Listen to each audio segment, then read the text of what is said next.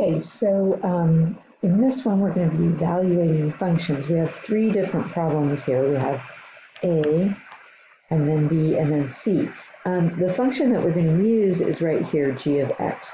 Now remember, whatever you put in for x, say you put in an apple, then if you're evaluating it at the apple, then that's what you put in for x on the other side. It would look like something like that. Just keep that in mind. It's kind of a vision thing here. It doesn't have to be in terms of x, but a lot of our times they will put the function in terms of x. Okay, so I'm going to scroll this up a little bit so I'll have a little more room.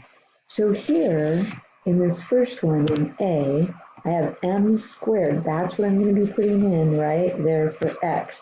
So it's going to look like 4 times m squared minus 7. Now we don't really need those parentheses there, so we're going to write 4m squared minus 7.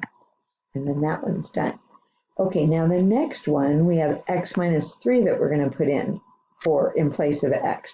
So it's going to look like 4 times x minus 3 minus 7.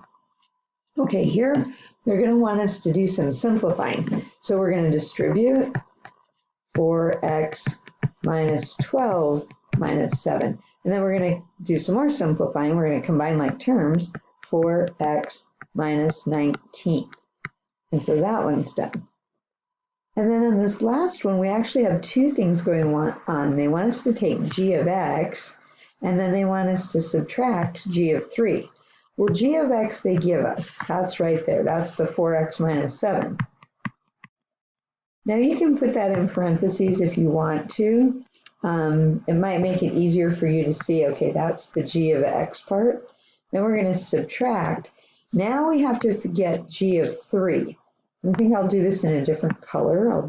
Do it in orange. So g of 3 is going to be 4, I better put parentheses or brackets, 4 times 3 minus 7. Now those brackets do matter because I have to subtract all of whatever g of 3 is. Now if you don't like doing it that way, you could take this part over here and find g of 3 and then bring it back in. But I'm just going to keep it, I don't know what that extra line is, but let me erase that.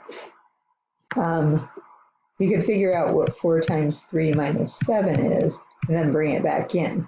But I'll just do it all here. Okay, so 4x minus 7, that's fine. Minus, and then in these brackets, it looks like I have 12 minus 7. So then 12 minus 7 is going to be 5. So I'm going to have 4x minus 7 minus 5. And then the answer is going to be 4x minus 12.